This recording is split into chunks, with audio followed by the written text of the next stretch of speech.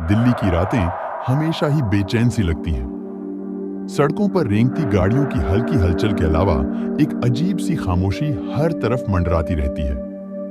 अक्टूबर का महीना था, हवा में एक हल्की सी ठंडक घुली हुई थी। ऐसे ही माहौल में रात के करीब 2 बजे राजीव आईटीओ बस स्टॉप पर खड़ा था। उसकी आंखें थकावट से झंझा रही थीं। पूरे दिन ऑफिस के काम से जूझने के बाद अब उसे सिर्फ अपने घर पहुंचने की जल्दी थी। बस स्टॉप पर सन्नाटा था। सिर्फ एक आध कपल दूर खड़े चुपचाप बातें कर रहे थे। तभी एक पुरानी पीले रंग की डीटीसी बस धीमी गति से स्टॉप पर आकर रुकी। बस के साइड में लिखा हुआ रूट राजीव के घर जाने का था। उसने थोड़ा राहत की सांस ली और बस में चढ़ गया। बस के अंदर का माहौल और भी ज्यादा सन्नाटे से भरा हुआ था। सीटिंग क्षमता से कहीं कम यात्री थे। कुछ सीटों पर लोग आंख बंद करके सो रहे थे। सबसे पीछे की सीट पर एक बूढ़ी औरत बैठी हुई नजर आई। उसकी सारी देह एक मटमैले रंग की साड़ी में ढंकी हुई थी। चेहरे पर ओढ़नी थी, जिससे सिर्फ उसकी कमजोर और झुकी हुई कमर ही दिख रही थी। राजीव एक खिड़की के पास वाली सीट पर बैठ गया। उसने चारों ओर देखा। सामने वाली सीट पर एक शख्स बैठा हुआ था, जिसने अपनी जैकेट से सिर ढक रखा था। ऐसा लग रहा था मानो वह गहरी नींद में सो गया हो। राजीव ने थोड़ी देर इधर उधर देखा, फिर थकान के मारे उसकी भी आंखें लग गईं। कुछ देर बाद उसे नींद में ही अजीब सी आवाजें सुनाई देने लगी। ये आवाजें किसी के रोने जैसी थी, पर साथ ही उसमें एक अजीब सी खींचतान भी थी, मानो कोई किसी चीज को घसीट रहा हो। राजीव की आंखें खुल गईं। उसने चारों ओर देखा। बस अभी भी चल रही थी, पर सड़क पर सन्नाटा छाया हुआ था। रोने जैसी आवाजें अब भी आ रही थी, पर अब वह और भी ज्यादा तेज और खौफनाक लग रही थी। राजीव ने घबराकर इधर उधर देखा। सामने वाली सीट पर बैठा हुआ शख्स गायब हो चुका था। उसकी जगह पर अब एक काला कुत्ता बैठा हुआ था। कुत्ते की आंखें चमक रही थी, मानो रात के अंधेरे में 2 जलते हुए अंगारे हों। वह लगातार वही रोने जैसी खौफनाक आवाजें निकाल रहा था। राजीव सहम गया। उसने उठकर पीछे मुड़कर देखा। बूढ़ी औरत अब भी अपनी सीट पर बैठी हुई थी, पर अब उसका चेहरा ओढ़नी से बाहर निकला हुआ था। उसकी आंखें थीं ही नहीं, उनकी जगह पर 2 खाली गड्ढे थे। राजीव के मुंह से एक चीख निकल गई। बस के अंदर का तापमान अचानक से गिर गया। राजीव को ऐसा लगा मानो उसकी सांसें रुक सी गई हों। बस अब एक सुनसान सड़क पर दौड़ रही थी। सड़क के दोनों ओर सिर्फ उजाड़ इलाका और टूटे फूटे मकान नजर आ रहे थे। राजीव पागल हो चुका था। उसे बस से भागने की तीव्र इच्छा हो रही थी।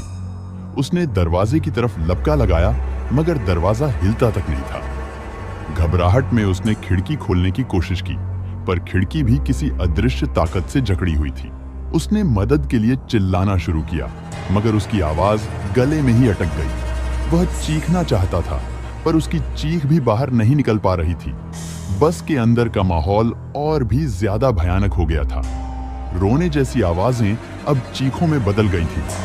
काला कुत्ता अब जमीन पर नहीं था, बल्कि हवा में लटका हुआ था। उसके पैर हवा में बेतरह लहरा रहे थे। बूढ़ी औरत अब सीट पर नहीं बैठी हुई थी, वह हवा में तैर रही थी। उसके शरीर से एक हल्की नीली रोशनी निकल रही थी। उसका चेहरा विकृत हो चुका था, मानो वह किसी अथाह पीड़ा से गुजर रही हो। उसकी खाली आंखों के गड्ढों से खून के आंसू बह रहे थे। राजीव को अचानक याद आया कि उसकी दादी ने उसे बचपन में एक कहानी सुनाई थी।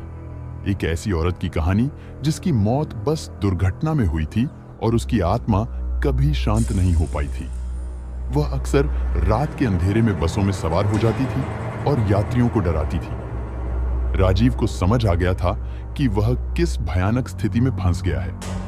वह घुटनों के बल जमीन पर गिर गया और दया की भीख मांगने लगा। उसने मन ही मन भगवान से प्रार्थना की और मंत्रों का जाप करना शुरू कर दिया, जो उसे बचपन में याद थे। तभी एक अजीब सी घटना घटी। बूढ़ी औरत की हवा में तैरती हुई आकृति अचानक से जमीन पर आ गिरी। उसका रोना कम हो गया था। उसकी आवाज अब एक कांपती हुई फुसफुसाहट में बदल गई थी। मदद करो, मुझे मदद करो, वह फुसफुसा रही थी। राजीव सहम गया। वह डर और जिज्ञासा के बीच झुलझुला रहा था। क्या भूत भी मदद मांग सकते हैं? कौन हो तुम? तुम्हें क्या चाहिए? राजीव ने हिम्मत जुटाकर पूछा। मैं मीना हूं, औरत ने फुसफुसाया। मेरी मौत इस बस में हुई थी।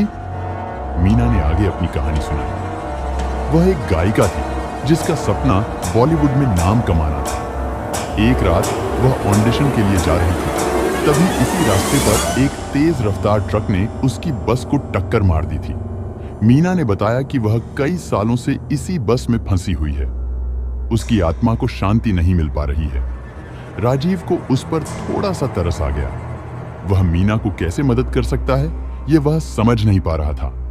तभी राजीव को अचानक से बूढ़ी औरत के हाथ में कुछ चमकता हुआ दिखाई दिया। यह एक पुरानी डायरी थी। मीना ने धीरे से उसे राजीव की तरफ बढ़ाया।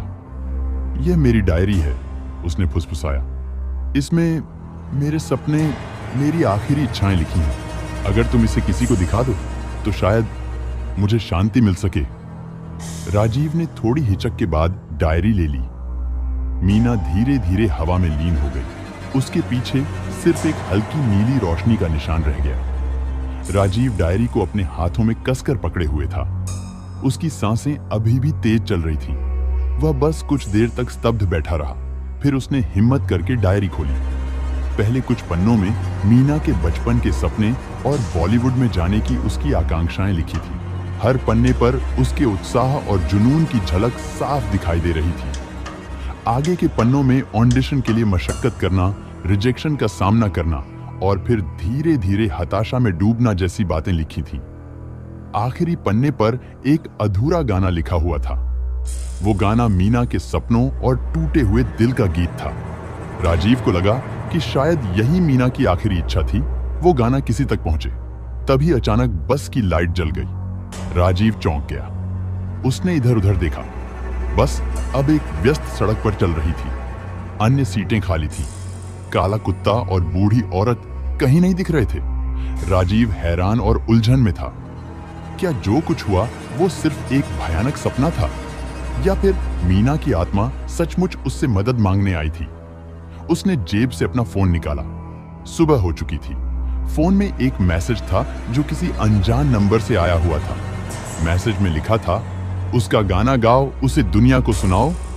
राजीव का दिल जोरों से धड़कने लगा। क्या यह मीना का संदेश था? उसने डायरी में लिखे गाने को ध्यान से पढ़ा। एक अजीब सी हिम्मत उसके अंदर जगी। उसने अपने ऑफिस को फोन किया और छुट्टी ले ली। फिर वो सीधे एक म्यूजिक स्टूडियो की तरफ चला गया। कुछ दिनों की मेहनत के बाद राजीव ने मीना के गाने को रिकॉर्ड कर लिया। उसका आवाज तो कोई खास नहीं था, लेकिन गाने में एक ऐसी गहराई थी जो हर किसी को छू लेती थी। उसने गाना ऑनलाइन रिलीज कर दिया। कुछ ही दिनों में गाना वायरल हो गया। लोगों को मीना की कहानी और उसकी आवाज में छुपा दर्द गहराई से महसूस हुआ। गाना कई संगीत कंपनियों तक पहुंचा। राजीव को कई ऑफर मिले। कुछ समय बाद राजीव एक बड़े म्यूजिक लेबल के साथ जुड़ गया। उसने मीना के गाने को नए सिरे से रिकॉर्ड किया। इस बार गाने में एक मशहूर गायिका ने भी अपनी आवाज दी। गाना पहले से भी ज्यादा हिट हुआ। मीना के गाने की सफलता के साथ ही राजीव की जिंदगी भी बदल गई। वो अब एक सफल गीतकार के रूप में जाना जाने लगा। उसे हमेशा मीना की दयालु आत्मा का एहसास होता था, जिसने उसे ये सफलता दिलाई थी। एक रात राजीव को फिर से वही सपना आया। सपने में मीना खड़ी थी। उसके चेहरे पर अब शांति थी। उसने राजीव को धन्यवाद दिया और धीरे धीरे हवा में लीन हो गई। राजीव जानता था कि अब मीना की आत्मा को सच्ची शांति मिल गई है। राजीव अपने करियर में आगे बढ़ता रहा, पर वो मीना को कभी नहीं भूला।